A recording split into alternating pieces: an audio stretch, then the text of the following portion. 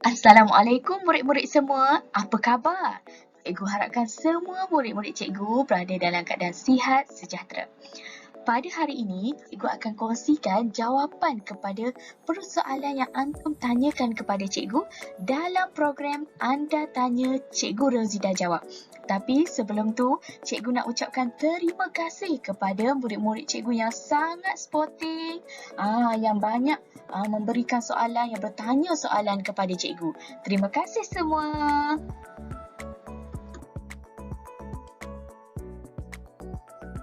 Okey, soalan yang pertama daripada Lokman Al-Hakim Shahjahan daripada kelas 2 Tarmizi. Okey, Lokman bertanya kepada cikgu, soalannya ialah, okey, apa tujuan kita sekolah? Okey, tujuan kita sekolah ini ada banyak sangat tujuannya. Dan yang utama ialah antum semua ke sekolah adalah untuk mendapatkan ilmu pengetahuan. Yang mana antum ke sekolah ini untuk belajar. Di sekolah ni juga antum belajar pelbagai subjek yang mana setiap hari antum belajar ilmu baru. Jadinya apabila antum belajar perkara-perkara yang baru, belajar ilmu-ilmu yang baru, ilmu-ilmu inilah yang bermanfaat kepada diri antum, yang antum boleh guna untuk diri antum dan juga untuk memberi manfaat kepada orang lain pada satu hari nanti.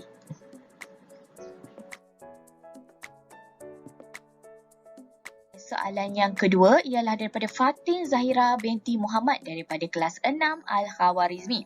Okey, soalan Fatin kepada cikgu ialah, okey, cikgu ada tips untuk belajar tanpa rasa stres atau tertekan? Ada.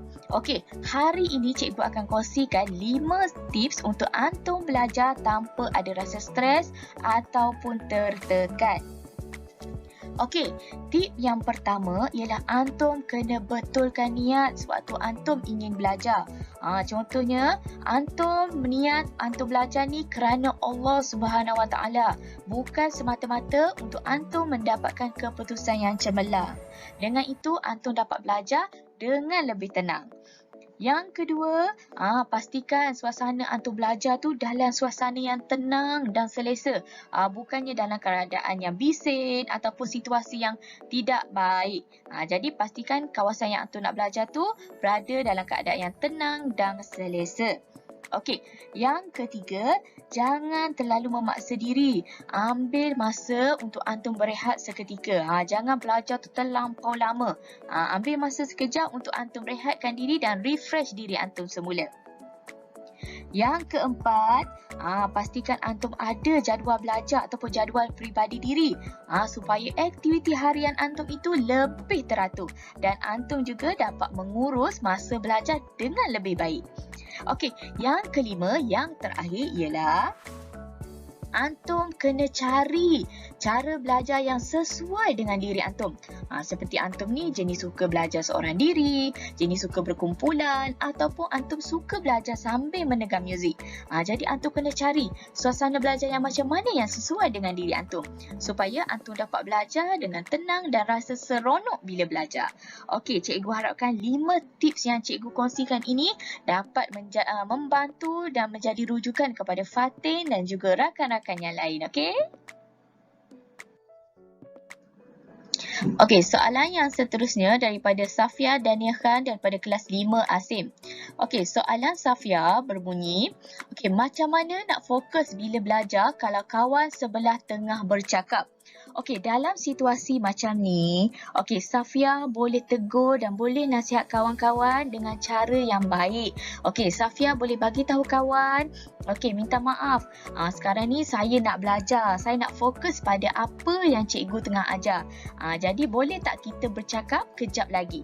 InsyaAllah kawan boleh faham sebab kawan pun sama-sama nak belajar. Jadi dengan cara itu, Safia dapat fokus dan kawan-kawan pun dapat fokus juga, okey? Seterusnya daripada Ahmad Ayat bin Ahmad Faiz daripada kelas 1 Hanafi. Okey, soalan Ahmad Fayat ialah, cikgu, bila kita boleh pergi ke sekolah macam biasa? Saya rindu nak belajar di sekolah, rindu kawan-kawan dan rindu cikgu-cikgu. Di rumah kami buat macam-macam aktiviti untuk tak nak bosan. Saya suka di rumah tapi saya masih rindu nak pergi sekolah. Okey Ahmad Ayat. Okey, sekarang ni kita memang tak boleh pergi sekolah sebab kita dilanda pandemik COVID-19. Jadi demi menjaga keselamatan dan kesihatan kita semua, kita kena belajar daripada rumah iaitu PDPR. Walaupun Ahmad Fayad tak boleh jumpa cikgu-cikgu, tak boleh jumpa rakan-rakan secara bersua muka, tapi insya-Allah boleh tengok kawan-kawan, boleh tengok cikgu-cikgu melalui kelas online. Dan kita doa banyak-banyak supaya wabak COVID-19 ni cepat-cepat hilang dan cepat-cepat kita dapat kembali semula ke sekolah. InsyaAllah. Soalan seterusnya daripada Muhammad Muiz Idiha bin Muhammad Afandi daripada kelas 6 Al-Jazari. Okey, soalannya ialah, cikgu, bagaimanakah cara untuk menghafal dengan mudah? Okey, ada berbagai cara untuk menghafal dengan mudah. Hari ini cikgu akan kongsikan 7 tips cara untuk antum menghafal dengan mudah. Cara-caranya ialah yang pertama, antum perlu berdoa. Doa adalah senjata orang mukmin. Oleh itu, antum perlu baca doa sebelum memulakan hafalan agar dikurniakan kefahaman yang baik dan ingatan yang kuat. Okey, seterusnya yang kedua ialah fokus. Sebelum mula menghafal, pastikan anda fokus dan memberi sepenuh perhatian semasa menghafal. Jangan buat perkara lain ketika menghafal. Seperti menonton televisyen, bersembang, bermain game dan sebagainya. Kerana ia boleh mengganggu tumpuan untuk antum menghafal. Seterusnya yang ketiga ialah baca berulang kali. Untuk menghafal, antum perlu baca berulang kali agar hafalan menjadi mantap. Sebaik-baiknya ulang sehingga 7 kali. Okey, seterusnya yang keempat ialah tulis semula hafalan. Selepas selesai menghafal, cuba tulis kembali hafalan anda dalam satu kertas untuk menguji sama ada antum betul-betul ingat ataupun tidak apa yang telah dihafal. Seterusnya yang kelima, tenangkan fikiran. Pastikan sebelum menghafal, antum tenangkan fikiran terlebih dahulu. Kosongkan fikiran yang berserabut. Apabila fikiran tenang, insya-Allah antum akan mudah untuk menghafal.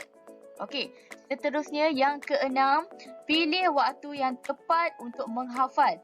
Pilih waktu yang tepat untuk menghafal. Antara waktu yang sesuai untuk menghafal adalah waktu pagi, iaitu sebelum dan selepas subuh.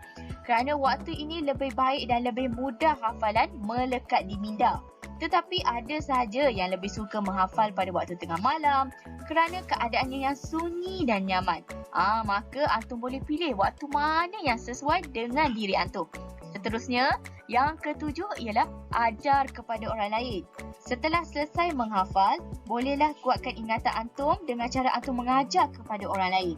Ini adalah salah satu cara yang terbaik untuk antum menghafal. Seterusnya, daripada Saif bin Suhaizan daripada kelas 1 Maliki. Soalan Saif ialah, macam mana nak jadi cepat besar? Saif nak jaga mami. Alhamdulillah, bagus Saif. Saif, insya-Allah nanti Saif akan besar. Sekarang ni, Saif berada dalam fasa kanak-kanak yang mana sebagai manusia kita membesar mengikut proses. Maksudnya daripada bayi, kanak-kanak, remaja, dewasa dan juga orang tua. Jadi sekarang ni Saif dalam fasa kanak-kanak. InsyaAllah dalam beberapa tahun lagi Saif akan masuk remaja, seterusnya dewasa. InsyaAllah Saif boleh jaga mami Saif nanti, InsyaAllah. Seterusnya daripada Muhammad Zafri bin Muhammad Zamri daripada kelas 2 Muslim. Soalannya ialah, Cikgu Rozida, Ana nak tanya soalan. Kalau orang tu buat kita, jadi kita kena balas balik ke tidak? Persoalannya ialah kita tak perlu membalas balik perbuatan orang itu kepada kita. Biarlah Allah yang membalasnya. Tapi apa yang kita boleh buat ialah kita maafkan orang tersebut dan seterusnya sekiranya dia buat salah, kita nasihatkan kawan kita ataupun orang tu dengan baik-baik.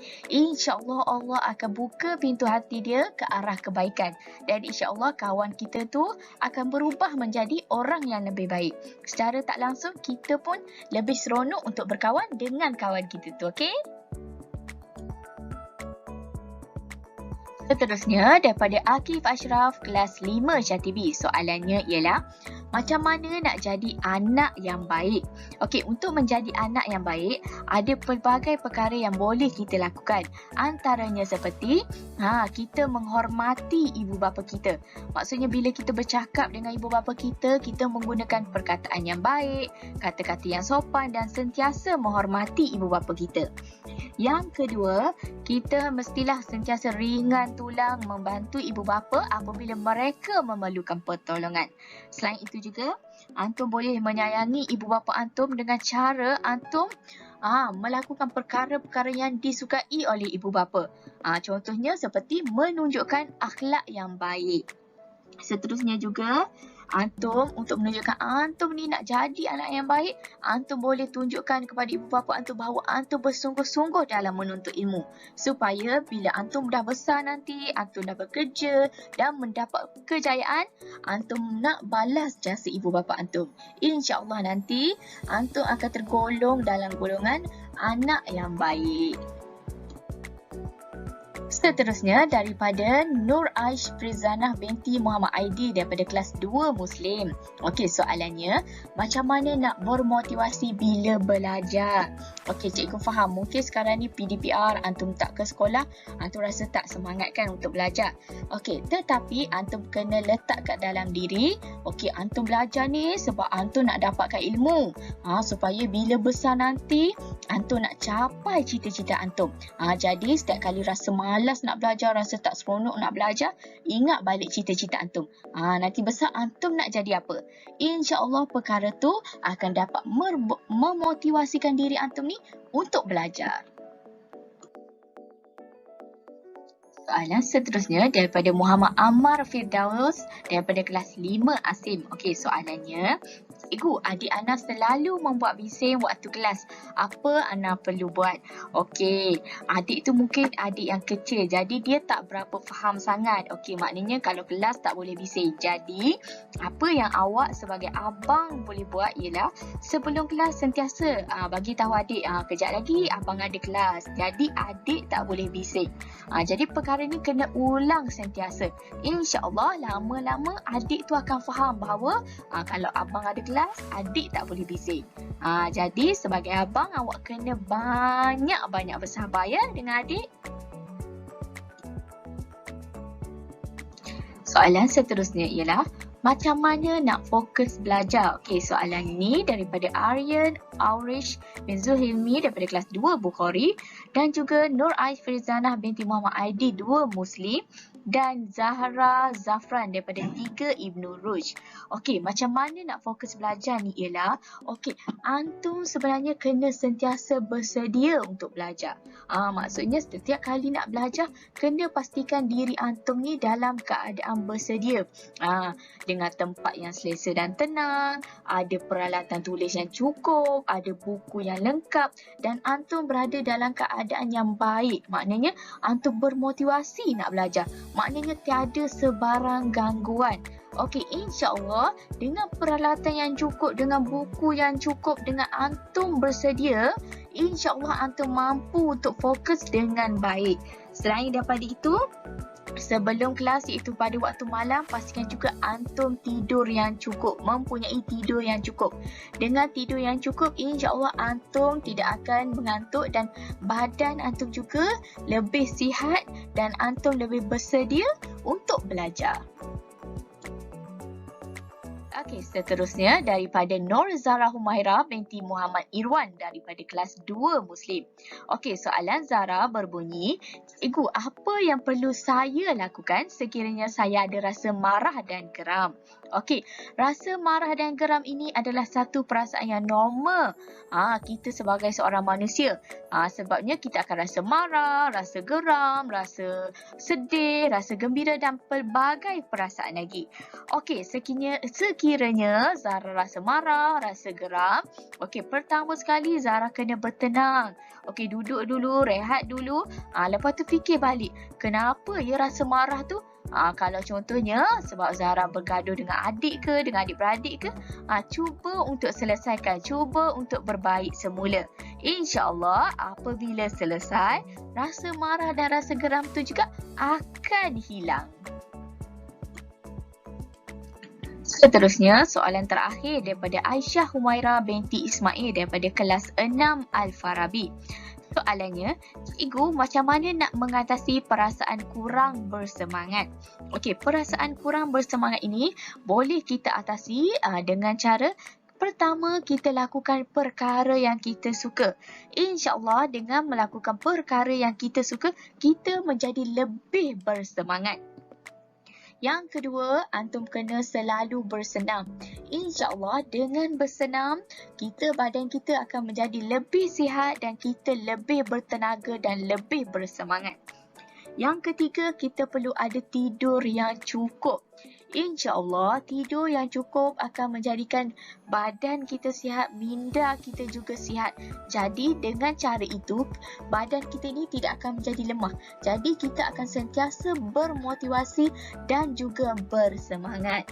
Dan yang keempat, sekiranya ada perkara yang mengganggu diri kita, yang buat kita terlalu berfikir, kita jadi sedih, kita boleh kongsikan dengan mak ayah, dengan family ataupun dengan cikgu-cikgu. InsyaAllah kita dapat selesaikan perkara tersebut dan kita dapat menjadikan diri kita ni menjadi orang yang bersemangat dan bukannya orang yang lemah. InsyaAllah. Alhamdulillah, selesai sudah cikgu menjawab soalan-soalan daripada antum. Cikgu ucapkan terima kasih kepada semua yang telah menghantar soalan kepada cikgu. InsyaAllah, untuk lain kali cikgu akan buka lagi ruang untuk bertanya dan insyaAllah cikgu akan cuba menjawab soalan-soalan daripada antum. Itu sahaja daripada cikgu. Terima kasih.